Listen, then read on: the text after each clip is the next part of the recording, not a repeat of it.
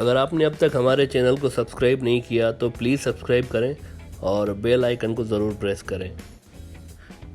जैसे जैसे अमेरिकी इलेक्शंस का वक्त करीब आता जा रहा है, ट्रंप एडमिनिस्ट्रेशन की जानिब से निहायत तेज़ी के साथ बहुत ही अहम डिसीशंस लिए जा रहे हैं।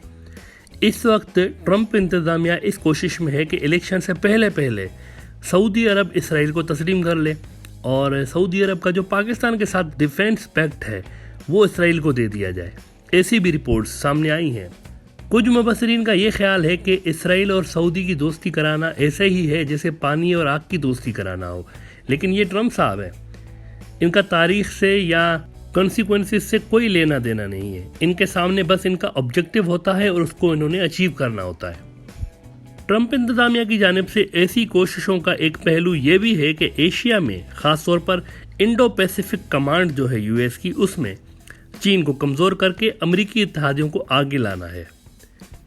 इन्हीं कोशिशों के नतीजे में अमेरिका और इंडिया ने इसी महीने की एंड में basic exchange and cooperation agreement को भी साइन करना है, जिससे इंडिया मुकम्मल तौर पर अमेरिका के कैंप में आ जाएगा। हत्ता कि इंडिया का जो डिफेंस सिस्टम है वो भी पूरा का पूरा अमेरिका के अम्ब्रेला के नीचे आ जाना है इस एग्रीमेंट के बाद। इससे पहले इंडिया ने 2002 में अमेरिका के साथ general security of military information agreement sign किया था। उसके बाद 2016 में इंडिया ने अमेरिका के साथ logistic exchange memorandum of agreement sign किया था, जिसके बाद 2018 में इंडिया ने communication compatibility and security agreement sign किया और अब 2020 में basic exchange and cooperation agreement भी इंडिया साइन करने वाला है। इन 4 बहुत ही अहम डील्स में से 3 मोदी साहब के दौर में हुई हैं, जिससे ये अंदाज़ा लगाया जा सकता है कि मोदी साहब की गवर्नमेंट किस कदर अमेरिका नवाज साबित हुई है। और इससे उन खदशात को भी तक़वियत मिलती है कि बीजेपी के इक़्तिदार में आने की एक बहुत बड़ी वजह अमेरिका ही है। अब इस नए मुआहदे से होने क्या जा रहा है? होने ये जा रहा है कि इंडिया को जीपीएस से लेकर टेरेन और मैप्स समेत हर तरह की operational facilities Indian defence system में अमेरिका देने जा रहा है, जिससे इंडिया की फ़ौज की जो ऑपरेशनल एक्यूरेसी है वो तो बहुत बेहतर हो जाएगी। लेकिन जैसा कि ये इन्फॉर्मेशन अमेरिका खुद अपने ही कम्युनिकेशन टूल्स के ज़रिए मुहैया करने जा रहा है इंडिया को, इसलिए इस बात के इम्कानात अब वाज़े हैं कि इंडिया का सारा डिफेंस सिस्टम अमेरिका के सामने अब एक खुले किताब की तरह है। इस नए मुआहदे के तहत किस ऑपरेशन में कौन से वेपन्स यूज़ करने हैं ये भी अमेरिकन सिस्टम इंडिया को बताएगा। अब इससे एक तो मोदी साहब ने इंडिया का जो अंदरूनी डिफेंस, उनकी जो कैपेबिलिटीज़ हैं उस पर तो उन्होंने रायता फैल दिया है।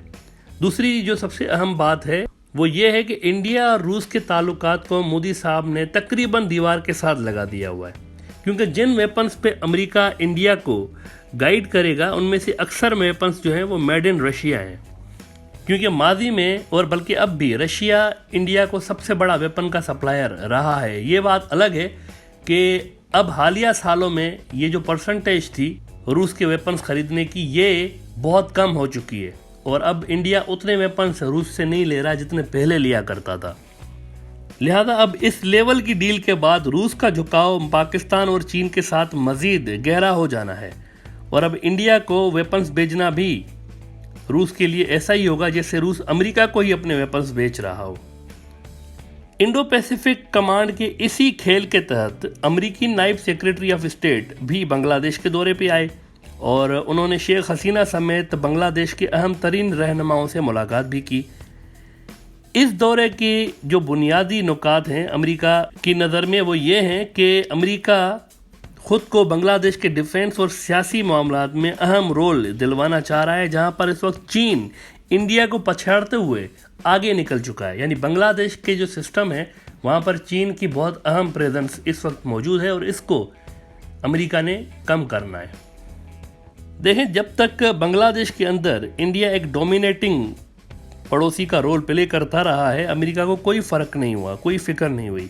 लेकिन जैसे ही चीन का असर वहाँ पर बढ़ा है अमेरिका को बांग्लादेश की याद आ गई है।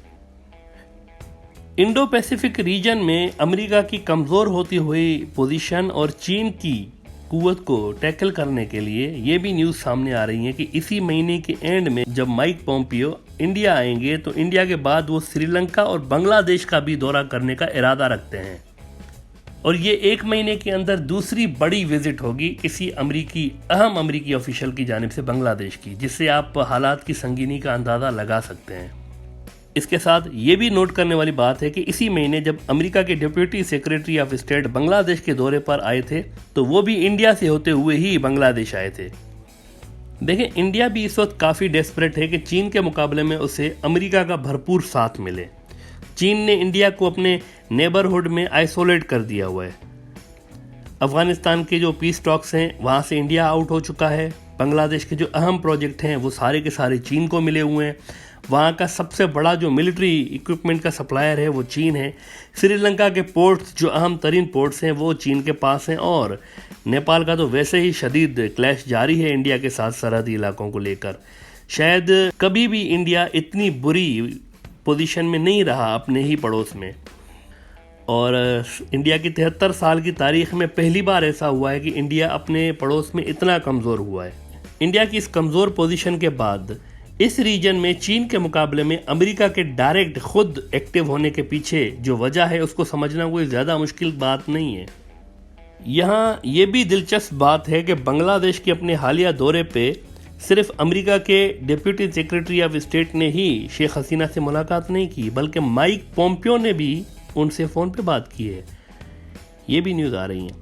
तो आप समझ सकते हैं कि श्रीलंका और बांग्लादेश पर इस वक्त किस लेवल का प्रेशर है इंडो पैसिफिक कमांड के जो एंटी चाइना मकासद हैं उनको हासिल करने के लिए। यानी बांग्लादेश और श्रीलंका के ऊपर बहुत ज़्यादा दबाव इस वक्त डाला जा रहा है, वो भी ऐसे टाइम में जब इलेक्शन सर पे खड़े हैं अमेरिका के और कुछ ही हफ्ते रह गए हैं अमेरिकी इलेक्शंस में। और ट्रंप का दोबारा आना बिल्कुल पॉसिबल है, इसको आप नेगलेक्ट नहीं कर सकते। लास्ट टाइम भी सारे पोल्स यही इंडिकेट कर रहे थे कि हिलरी क्लिंटन ट्रंप से इलेक्शन जीत जाएंगी, लेकिन एंड रिजल्ट ये हुआ कि डोनाल्ड ट्रंप वहाँ से जीत गए हैं और हिलरी क्लिंटन को अनएक्सपेक्टेड हार का सामना हुआ था। और इस बार भी सारे के सारे जो पोल्स हैं वो जो बाइडेन की हक में जाते हैं, लेकिन फिर भी ट्रंप को रूल आउट नहीं किया जा सकता।